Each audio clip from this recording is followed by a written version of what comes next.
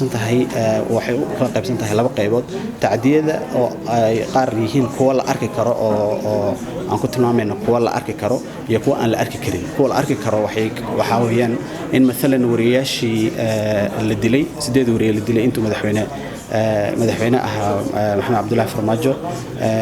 mid kamid ah wariyaashaas waxaa dilay nin boolis ah maxkamad ayaa ku xukuntay in uu mas'uul ka ahaa dilkii wariyaha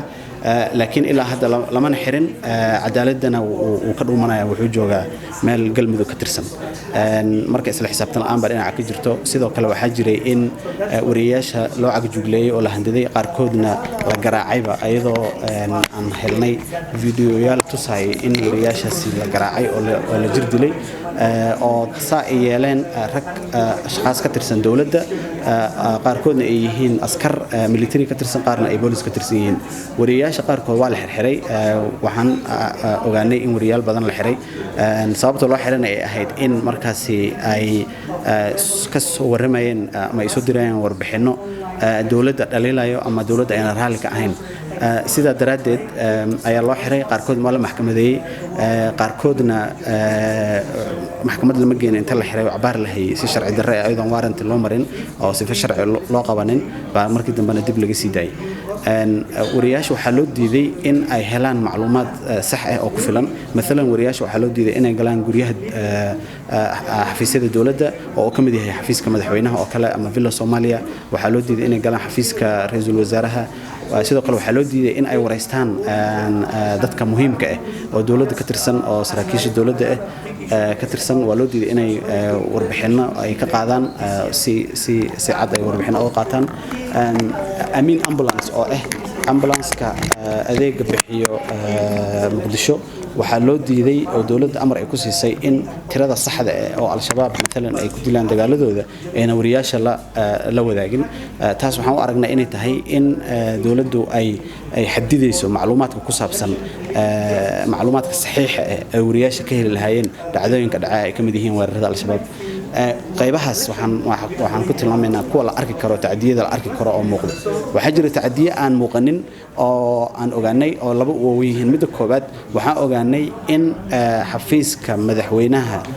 saraakiil ka shaqeyso ay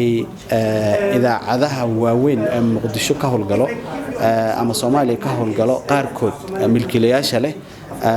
markaan leeyahay idaacadaha waxaan ka hadlayaa saxaafadda guud ahaan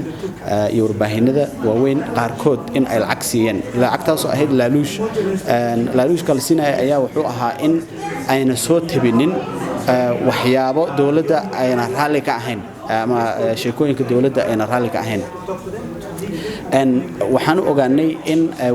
arrintaas ay sababtay in idaacadihii faafreeb ay isku sameeyaan oo wararka saxda ah si sax ah in wararka u soo tabin karin waxaan kale ogaanay in wariyaashii ka shaqeynaya idaacadaha dawladda lacagta ka qaatay aynan ayagana si ma aragtay madax bannaan ayna u soo tabin karin sheekooyinka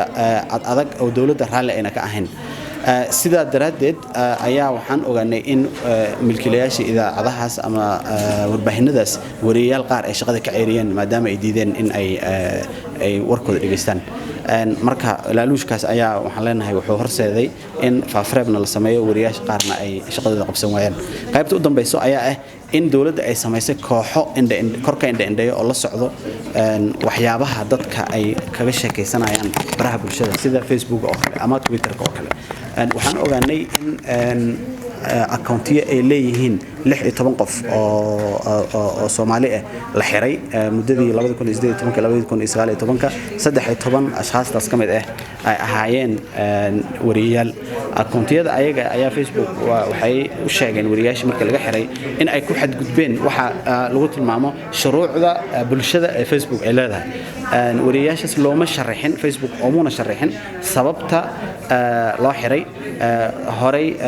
looma siinin dignin markii laga xirayna looma ogolaanin in ay racfaan ka qaataan go'aanka ee Facebook gaareen mana garanayno in Facebook ay leeyihiin dad Soomaali ah oo indha-indheeyo ama la socdo qaabka maaragtay waxa loo soo tabiyo ama dacwooyinka u imaado si ay u ogaadaan in sax tahay iyo inay been tahay iyo dadka shakhsiyaadka Soomaalida af Soomaaliga ay qoreen wuxuu ahaa inay fahansan yihiin in kalena ma ogin marka waxaan ku ogaanay inay jiraan kooxahaasi oo online-ka aan leenahay ama baraha bulshada dadka ka indheeyo wariyaasha qaar baa soo wacaan waxay ku yiraahdaan waxa Facebook aad ku qortay waa wax dawladdu wax dhimayo waa in aad tirtirtaa haddii aadan tirinna dhibaatada noocan ah kugu dhici doonto oo maaragtay la handado ama loo dhaarto midaas waa mid Facebook iyo maaragtay iyo Twitter kana waxaan ogaanay in shakhsiyaadka sida siyaasiyiinta ama wariyaasha dawladda arrimaha dhaliilaha ku ay soo tabiyo in maaragtay lagu caayo ama lagu aflagaadeeyo oo aad moodo in kooxo la soo adeegsaday inay dadka caayaan oo mararka qaarkood aad moodo erayadii xataa la isticmaalay inay isku wada mid yihiin haddii qalad uu lahaa fariin ay qaldanayd fariinta ay qaldanayd dhammaan ashkhaastaas isticmaalayaan marka guud ahaan warbixinta taas ku saabsan tahay tala u soo jeedinayna dawladda Soomaaliya talada u soo jeedinayna waxay tahay in la joojiyo tacadiyada waaweyn ka dhanka xuriyatul qowlka iyo gaar ahaan mid saxaafadda oo madaxweyne farmaajo iyo dawladdiisa ay ku dhawaaqaan in ay baaritaan ku sameynayaan تعدية عن وربحنتهم كشجني هي تعدية كلا أنا حسن ورياشة يسحفت جود أهم كل عي ما دام وضن كوجلها والسند دارشة وحن قرأت لنا الدولة إن أي جوجسو ما ركتي ورفض كذا كسحفت يورياشة أشخاص الدولة دليلة si markaas dadka shacabka ee Soomaaliyeed ay u helaan fursad ay ku heli karaan macluumaad saxiix ah ee ku saabsan sheekooyinka la xiriira doorashada ama siyaasadda si markaas ay u helaan fursad ay u doortaan qofkay rabaan ayaga oo qaarna dadka aan loo caburinin qaarna aan ma aragtay loo siinin fursad kale oo waxay rabaan ku sameeyaan Facebook waxa uu sheegaynaa in ay iska ilaaliyaan in aan jiha wareerinin dawladda Soomaaliya iyo ashkhaaста u shaqeeya dawladda ama taageeraha u ah oo aad oo la socdaan dacwooyinka soo gaaray ee la xiriira waxa ay ku tilmaameen inay yihiin tacadiye ka dhan ah shuruucda u yaala ma aragtay Facebook waxaan kula talinaynaa inay baaritaan ku sameeyaan kuntiyada xiran kuwa qaladka loo xiray ay fasaxaan waxaan ogaanay qaarkood inay qalad u xireen oo hadda sii daayeen inta kalena waxaan rajaynaynaa in ay baaritaan dhab ku sameeyaan oo wariyaasha ayaga akoontiyadooda dib loogu celiyo ayagana waxaan kula talinaynaa Facebook sidoo kale in maadaama xilli doorasho waddanka soo galayo in ay markaas ay ka fajignaadaan dacwooyinka soo gaaraya ee kaga imaanaya ashkhaaas dawladda u shaqeeya ama dawladda ay ka mid tahay